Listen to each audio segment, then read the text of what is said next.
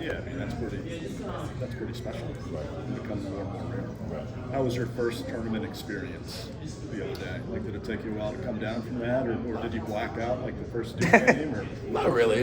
I think this game on Saturday would definitely be more of a experience just because of being Michigan State, being Tom Izzo, and being a game that I think is going to be a really good game. And coming against Wagner, not to overlook them or to sound cocky, I just didn't think. I don't know.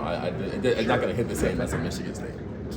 I appreciate you, man. Thank you. Thank you. Appreciate your thoughts. Along those lines, like what you guys are talking about, like, Right. yeah, Michigan State is a kind of screams NCAA tournament type matchup. Does that, are those the vibes? That's the vibe. I mean, this is kind of. It feels like the tournament's really starting now. It's about to be every game now is tough. Teams are tough. No one wants to lose. No one thinks they're going to lose. Yep. These teams are coming in. They think they can beat us. We think they can beat them, and it's going to be a bloodbath. Yeah. I'm sorry if you've already been asked this, but what do you think of when you think of Tom Izzo basketball? I think of rugged. I think of football type of style. I think of big bigs, offensive rebounding. Transition. I think of all type of style. I mean, he's one of the great coaches. He can coach a different style. I mean, he kind of coaches to his players, not to his system, and he's a great coach. Do you have any history with any guys in their roster? No, I don't know any of them personally, or I've never really knew them before this game. I was just asked Armando this, and he started cracking up. What do you think of the idea of Paxson going up against his dad tomorrow? I don't know. Could you imagine being in that situation? It's kind of crazy. I just want to know what his mom's thinking. I mean, is she going to cheer for her husband? Is she going to cheer for her I asked him, kid? he didn't really answer. But Armando actually said that it's good that his mom gets to watch his dad's team now because she's been watching him all year long. So that might give us some indication. That's true. It's just I just don't know. I mean, I wonder what his dad's thinking. Does he want his kid to win, or does he want to deep down? I mean, who wants their kid to lose? Right? Is he talking about weaknesses on the scouting report for his own son? I mean, like that's you know what I'm I mean? saying. Like, what kind of scouting report does he have? I mean, he's watched. He's all got our the games. ultimate scouting report, right? But Paxson said he's played with those guys, played last summer a lot with those guys, and previously. So you guys picking his brain at all?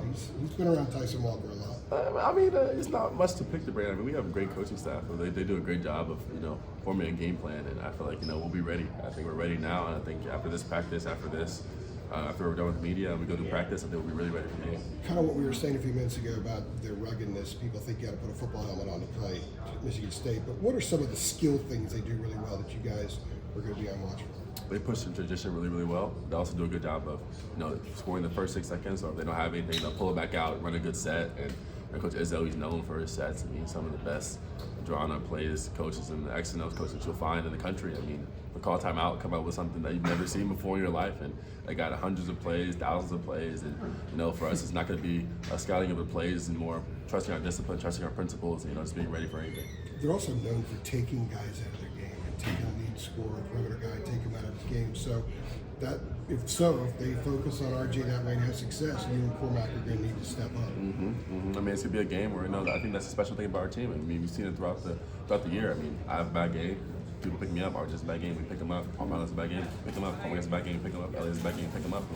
That's the reason I came here in North Carolina to play with a bunch of other good players where you don't always have to have a outrageous scoring night to win. I mean, you can have, in my opinion, you can have a really good game without scoring 20 points, without scoring 15 points, without having a double-double. You can still play a good game. How do you, the question I think Cormac got in there about Hubert sort of breaking this tournament down into segments with like the Charlotte portion, the possible LA portion, the possible Phoenix portion. Like, how do you like that idea of sort of going piece by piece? And does that make it, I don't know, any of an easier approach to get your head around? Like, just how do you like that just in terms of like the thinking of that?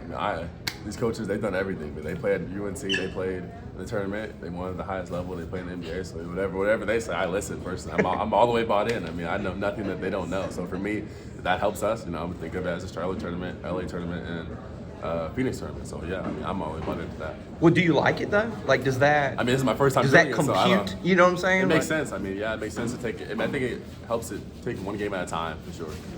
How much time do you allow yourself to step aside from the focus and look on the task at hand and just say, wow, this is just cool. I'm having fun. I'm going to really appreciate this for 5 minutes and then go back to putting my focus hat on. And I enjoy it all day, every day. I mean, except for whenever time I lock in is whenever we have scouting report, and then whenever we have practice, I'll lock in, and then during the game I'll lock in. But other than that, I'm taking it all in. I mean, this is a once in a lifetime opportunity, and I don't want to, look back after this opportunity in 3 weeks thinking, oh wait, I didn't even know what was going on. I didn't enjoy it. I was too worried about this, too worried about that, thinking about this, too much pressure about this. I'm just gonna try to enjoy it, and whatever happens is gonna happen.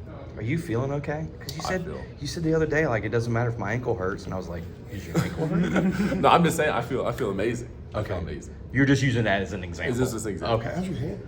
My hand's good. It's been good for a while, right? It's been great. I mean, it's So felt, your free throw. We were talking about your free throws. I think it was Yeah. after Tallahassee, I told you, all I need to do is get my reps back up. and your percentage has gone up. Yes, sir. I mean, it's You've been just, at around 75% since then. yeah, I mean, it's just about, it's about reps for me. I couldn't do my reps for like 2 weeks, 2 months, because I was dealing with the sprained wrist, and I couldn't really do anything about it, and I didn't want to sit out, so I kept playing through it. You know how good Kentucky is. I mean, that's a team that's super talented. Like, Right, did the right. fact that they go down last night in any way reinforce the finality that this tournament can have? Like, it can be all gone, just like that in a snap. Does that thought go through your head at all? Like, woof. You got to March bring. Madness, man. Yeah. They had a guy off the bench drop 32 with 4 dribbles, like Klay Thompson or something. I mean, that was That was Clay, that wasn't was it? literally Klay Yeah. Thompson. He was shooting shots where you're like, ain't no what the, you know what I mean? You're like, ain't no way he just made that. But You look like an accountant. D2 guy. it's crazy. I mean, that's March Madness. It happens every year. I mean, you never know who it's going to be or who it's going to happen to or what team it is or who the players that goes crazy. But every year you see a team like that, a player like that, they have an out-of-body experience and they go crazy. Yeah, and now everybody knows them, right? Yeah, everybody knows who that guy is for the rest of his life. I mean, it changed his life. Right. With Pax playing against his dad,